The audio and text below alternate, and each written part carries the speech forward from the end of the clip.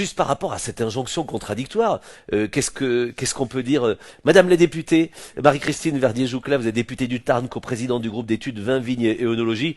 Juste un mot, vous faites quoi vous êtes vous bien équipée en tant que parlementaire avec des injonctions comme ça, on dit quoi? Mais on les a systématiquement sur tous les projets de loi qu'on a pu présenter et défendre. Et c'est là où on se rend compte que quand on prône de ne pas opposer l'agriculture et l'écologie, de ne pas opposer l'économie et l'écologie, on peut arriver à le faire dans un texte et à légiférer, mais sur le terrain, sans explication, sans Oui. argumentation, de toute façon, à un moment donné, on arrive exactement à cette incohérence. On attend de vous que vous ayez une baguette magique, sauf que comme ça n'existe pas, vous faites quoi?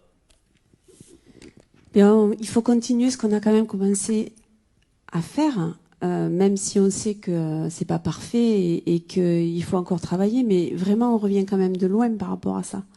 Donc avant de vous répondre directement sur ça, je voudrais juste quand même revenir sur l'intervention de Madame, parce que je me réjouis enfin d'avoir quelqu'un qui dit que c'est bien de diminuer les impôts de production, que c'est bien de diminuer les impôts aux entreprises, etc. Parce que jusqu'à présent, quand on a fait ça, et on sait pourquoi on l'a fait, on disait plutôt qu'on faisait des cadeaux aux riches. Mais je crois que Madame a tout compris, c'est en baissant effectivement les charges sur les entreprises, un, qui créeront de l'emploi, deux, qui pourront se développer, et trois, qui pourront investir. Et quand on voit qu'après, il y a besoin d'innover, il faut aussi leur donner le moyen. Donc je ne pouvais pas m'empêcher de rebondir sur ces propos-là. Et depuis le début du mandat, on s'adresse essentiellement aux TPE et aux PME Bien et sûr. pas aux grandes entreprises uniquement. C'est vraiment un changement qu'on a opéré et c'était important pour moi de le rectifier. Bon. On salue ici les grandes entreprises qui nous écoutent, Oui, qui font un bien boulot sûr. de dingue en faisant travailler aussi beaucoup de prestataires et beaucoup de TPE, TPM, PME, il faut le dire aussi. C'est vrai, mais l'allègement de charges, par exemple, c'est tout le monde qui peut en C'est profiter, ça. alors que le CICE, quand il existait, c'était essentiellement, effectivement, les grandes entreprises et il y avait des effets d'aubaine. Alors, pour revenir à l'agriculture, qui est quand même notre sujet, nous, depuis le début, on a essayé de mettre en place des lois qui permettent justement de répondre déjà à une des attentes importantes, c'est que l'agriculteur puisse vivre de son travail. Et que quand il y a une baisse de la marge à faire, que ce soit pas l'agriculteur qui, au début de la chaîne, qui soit obligé de baisser cette marge. Il n'y avait pas de raison. Et pourtant, c'est bien ce qui existait aujourd'hui. Et puis en plus, si vous n'êtes pas content, de toute façon, le grand distributeur allait chercher un autre agriculteur. Donc pas le choix. On a fait la loi Egalim. Super. Sauf qu'elle n'a pas fonctionné. Et là où je salue quand même le gouvernement et la majorité à laquelle j'appartiens, c'est qu'on a su reconnaître qu'elle n'avait pas fonctionné. Et donc nous venons de voter la loi Egalim 2, qui j'espère ce coup-ci donnera ses effets, parce qu'elle est beaucoup plus rigoureuse, elle est beaucoup plus transparente, et que pour la contourner, alors après tout est possible en France, mais quand même pour la contourner, ça sera plus difficile. Et ça c'est essentiel parce que ça commence par là. On peut demander et on peut exiger à un agriculteur de faire des produits de qualité, mais à partir du moment où il peut vivre de sa production agricole. Donc là, on attend beaucoup et j'espère que ça le fera. Après, par rapport au problème de voisinage, bon, nous, on est bien concernés par le problème des ZNT, les zones de non-traitement, où on a essayé d'expliquer, moi sur le terrain, dans ma circonscription, j'essaye d'expliquer que quand quelqu'un vient s'installer dans le Tarn, à côté d'un agriculteur, quand il vient s'installer, il sait qu'il est à côté d'un agriculteur. Et il sait que forcément, à un moment donné, il y aura peut-être ce que lui va appeler des nuisances, ce que nous, on va appeler, par contre, le travail simple de l'agriculteur. Bon.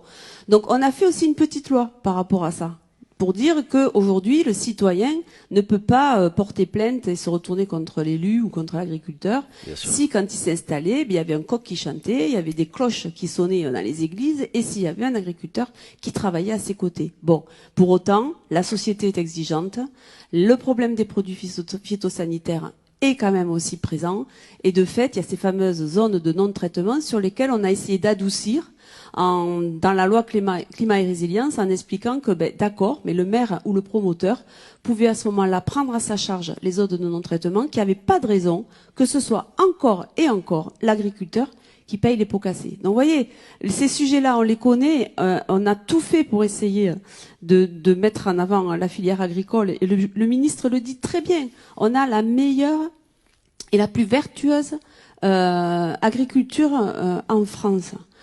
Sauf qu'on a aussi des citoyennes et des citoyens qui sont de plus en plus exigeants, et donc il faut essayer de trouver un équilibre. Dit par Monsieur David au début, Jays, oui. Jays, voilà, excusez-moi, c'est l'éducation. Oui. Mais c'est fondamental. Quand on a un accès à la viande en promotion tous les jours Bien sûr. dans les grandes surfaces, comment voulez-vous qu'on sache la valeur, en fait, du travail qu'il y a pour arriver à acheter après un steak à grande surface. Moi, je suis pas si vieille que ça, mais je me rappelle quand même de mon temps qu'on n'avait pas des promotions comme ça, qu'on mangeait pas de la viande tous les jours. Enfin bon, voilà. Donc, je crois aussi que l'éducation c'est primordial. Et si on éduque, on pourra effectivement à ce moment-là revenir aussi à des valeurs plus normales et du coup accepter le fait que si je veux mieux manger, si je veux avoir des produits de qualité, eh bien, ça coûte aussi un petit peu plus cher, mais parce qu'en fin de course, il y a aussi un agriculteur qui travaille et qui ne compte pas ses heures. Députée, Madame Verdier-Jouclas, malgré des actions de soutien économique aux entreprises que vous évoquiez, plane une incertitude sur la pérennité de ces mesures qui freinent les initiatives des chefs d'entreprise, en particulier chefs d'entreprise agricoles. Que recommandez-vous pour rendre la confiance aux entrepreneurs? C'est une question qui vous est posée sur le chat. Je crois qu'avec le plan relance et tout l'argent quand même qu'on a investi pour permettre justement aux entreprises de se développer, d'innover et de grandir, et y compris dans l'agriculture, parce que c'est 1,2 milliard d'euros, on a prouvé qu'on voulait quelque chose de pérenne, puisque quand on investit, c'est pas pour que maintenant, c'est aussi pour l'avenir, et c'est un plan relance qui est de 2021 et 2022, donc à court terme aussi pour qu'il y ait des effets. Ensuite, il faut qu'on continue à travailler aussi par rapport à la concurrence européenne pour avoir des normes identiques, je pense par exemple au montant de l'impôt des sociétés, pour inciter les entreprises françaises à rester ici plutôt que d'aller à l'extérieur. Et c'est tout ce travail qu'on fait depuis 2017. Après, je dis pas que tout est parfait et qu'on a fini, loin de là, mais en tout cas, on a essayé de tenir nos engagements, donc je crois que c'est important, et de croire dans notre tissu économique, et on l'a prouvé pendant la crise. Et je crois que si on n'avait pas tenu le tissu économique pendant la crise, on ne serait pas à plus de 6% de croissance à la sortie de crise, qui malheureusement est quand même encore là. Et vous venez ici faire preuve de pédagogie comme chacune et chacun autour de cette table.